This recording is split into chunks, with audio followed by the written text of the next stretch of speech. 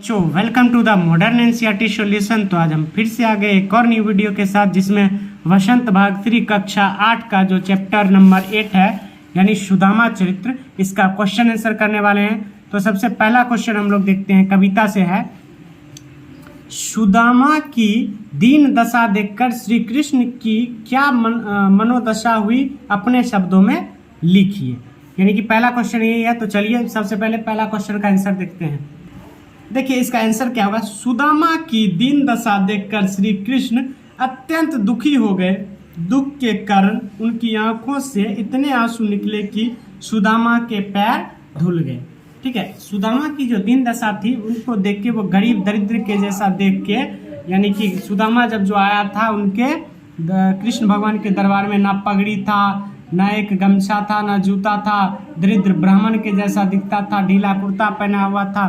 तो इसी दृष्टि को श्री कृष्ण देखकर अत्यंत दुखी हुए और उनकी आंखों से आंसू बहने लगे।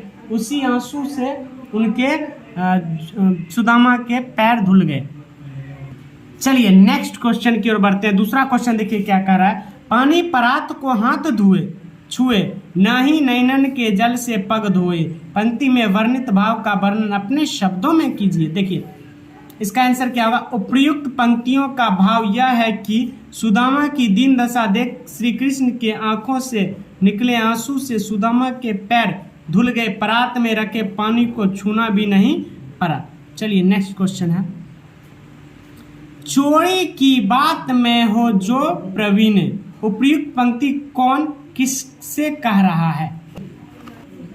प्रस्तुत पंक्ति श्री कृष्ण अपने बाल सखा सुदामा से कह रहे हैं। चलिए नेक्स्ट क्वेश्चन देखते हैं। देखिए ख नंबर क्या है। इस कथन में पृष्ठभूमि स्पष्ट कीजिए।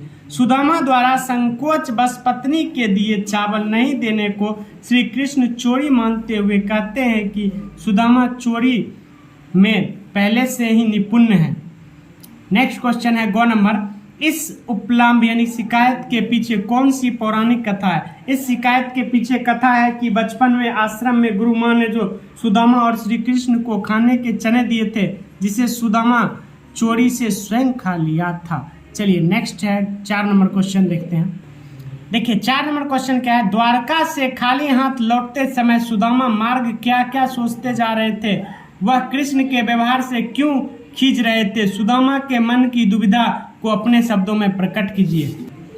अच्छे अतिथि सत्कार के बाद भी श्री कृष्ण द्वारा खाली हाथ लौटते समय सुदामा दुखी थे। श्री कृष्ण द्वारा धन दौलत देकर विदा करने की जगह चोरी का आरोप लगाने के कारण खींच रहे थे। चलिए नेक्स्ट क्वेश्चन 5 नंबर देखिए। अपने गांव लौटकर जब सुदामा अपनी झोपड़ी नहीं खोज पाए, तब उनके मन में क्या क्या विचार आए, कविता के आधार पर स्पष्ट कीजिए। गांव लौटकर अपनी झोपड़ी नहीं खोज पाने से सुदामा को ऐसा लगता है जैसे वो द्वारका वापस आ गए हो, क्योंकि गांव में अब स्वर्ण महल और सवारी के लिए हाथी घोड़े हैं। देखिए आपका जो है ये चैप्टर यहीं पे समाप्त होता है। और ऐसे ही एनसीईआरटी सॉल्यूशन पाने के लिए आप इस चैनल से जुड़ सकते हैं। और वीडियो अच्छा लगा हो तो वीडियो को लाइक एंड चैनल को सब्सक्राइब कर सकते हैं। क्लास 7 और क्लास 8 के एनसीईआरटी सॉल्यूशन पाने के लिए। तब तक के लिए धन्यवाद।